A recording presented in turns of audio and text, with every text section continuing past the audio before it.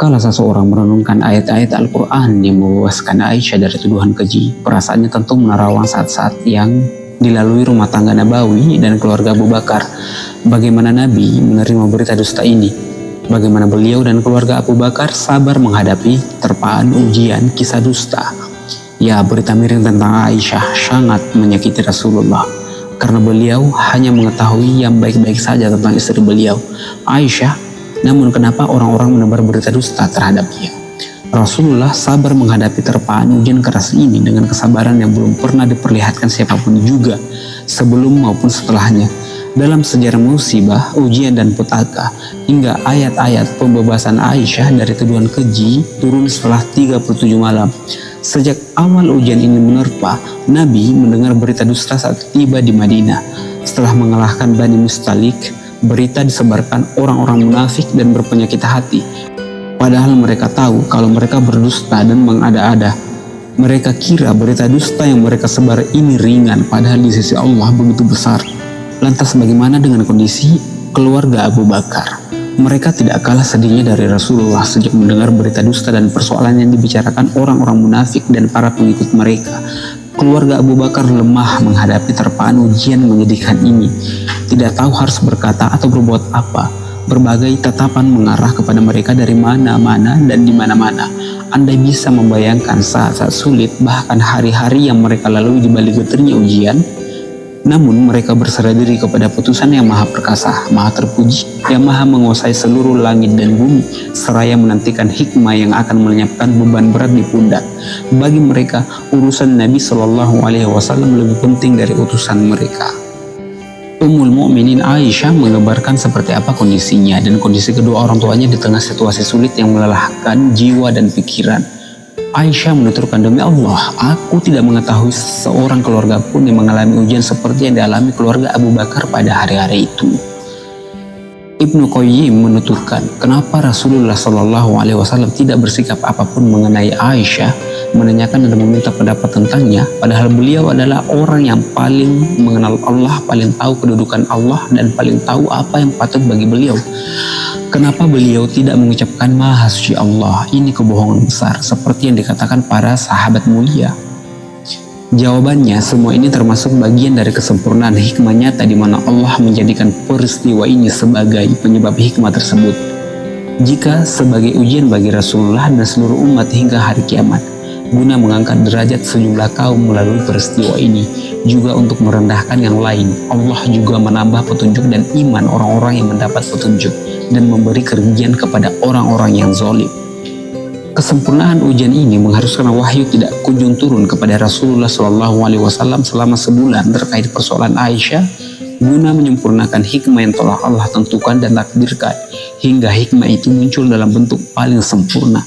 Ini agar keimanan orang-orang mukmin yang benar imannya semakin meningkat, semakin teguh, berpegangan pada keadilan, kejujuran, berbaik sangka kepada Allah dan Rasulnya, Ahlul Bait beliau dan hamba-hamba Allah yang jujur, agar orang-orang munafik semakin berdusta dan nifak, menampakkan segala rahasia yang mereka pendam dalam batin terhadap Rasulnya dan orang-orang mukmin, agar ubudiyah yang diinginkan dari Asy-Siddiqah Aisyah dan kedua orang tuanya mencapai titik kesempurnaan, agar nikmat yang Allah limpahkan kepada mereka sempurna, agar Aisyah dan kedua orang tuanya semakin mengiba dan memohon kepada Allah, berbaik sangka kepadanya, berharap kepadanya, tidak berharap kepada makhluk, berputus asa mengharapkan pertolongan dan jalan keluar pada seorang makhluk pun.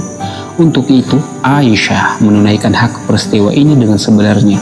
Kala kedua orang tuanya berkata padanya, bangunlah dan hampirilah beliau. Ia berkata, demi Allah, aku tidak mau menghampiri beliau, dan aku tidak memuji siapapun selain Allah semata yang menurunkan pembebasan dari tuduhan keji.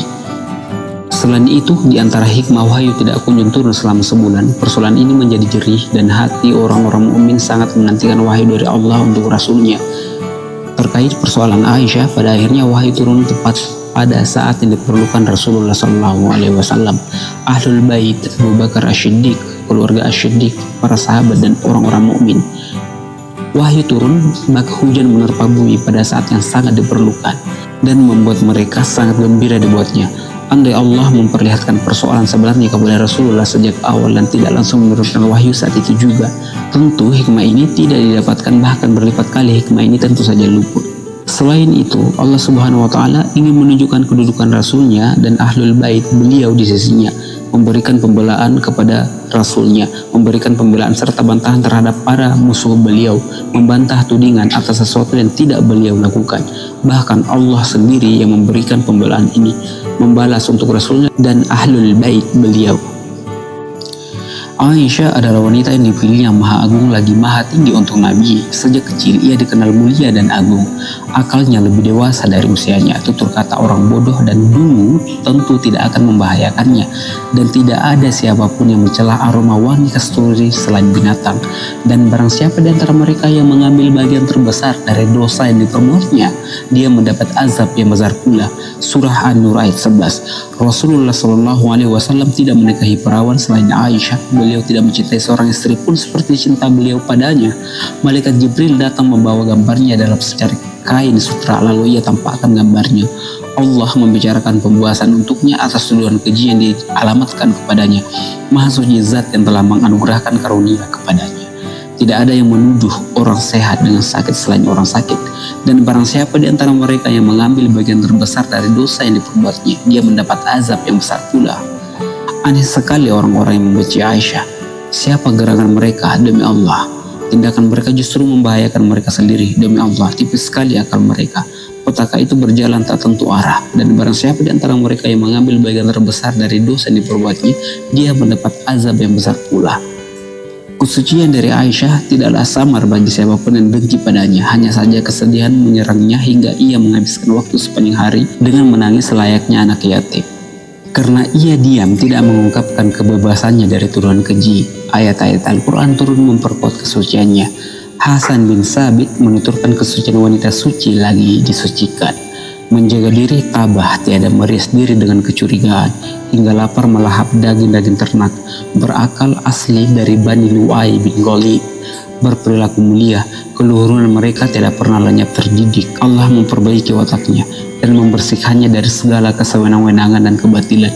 Jikapun apa yang dikatakan tentang diriku benar-benar pernah kukatakan, aku takkan pernah mengangkat cabukku ke ujung-ujung jariku, karena apa yang dikatakan banyak orang tidak bisa ditambal oleh waktu, tapi itu hanya kata-kata orang yang terperdaya. Lantas bagaimana cinta sepanjang hidupku dan pembelaanku terhadap keluarga Rasulullah SAW? Hiasan seluruh peperangan, aku melihatmu, semoga Allah mengampunimu, seorang wanita merdeka, termasuk wanita-wanita yang menjaga diri, bukan wanita penipu. Imam Al-Qurtubi menuturkan dalam tafsirnya, sebagian ahli tahqiq menyatakan ketika Yusuf dituduh berbuat nista, Allah membebaskannya melalui lisan anak kecil yang masih digendong. Ketika Maryam dituduh berbuat nista, Allah membebaskannya melalui lisan anaknya Isa. Dan ketika Aisyah dituduh berbuat nista, Allah membebaskannya melalui Al-Quran. Allah tidak menginginkan pembebasan untuknya disampaikan melalui anak kecil ataupun seorang nabi, hingga Allah membebaskannya dari tuduhan keji dan kebohongan dengan kalamnya. Sebagai wujud nikmat ilahi paling agung bagi rumah tangga Nabawi dan kaum muslimin, Allah menjaga seluruh ummahatul mukminin, istri-istri Rasulullah, untuk membicarakan ujian kebohongan dan buruk ini. Tidak ada riwayat dari seorang ummahatul mukminin pun yang membicarakan tentang Aisyah, bahkan melalui isyarat yang tersembunyi sekalipun. Meski mereka adalah para madu dan sekutu Aisyah dalam kedekatan dengan Rasulullah, sebab bisa saja rasa cemburu mendorong mereka atau sebagian di antara mereka membicarakan seputar permasalahan ini. Namun Allah memiliki karunia besar dan kebaikan menyeluruh.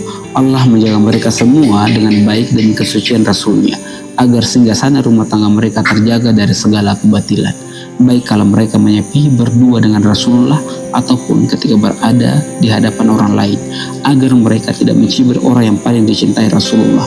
Dialah yang paling mengetahui beliau melalui tatapan matanya dan yang paling cepat membuat beliau senang seperti yang mereka ketahui.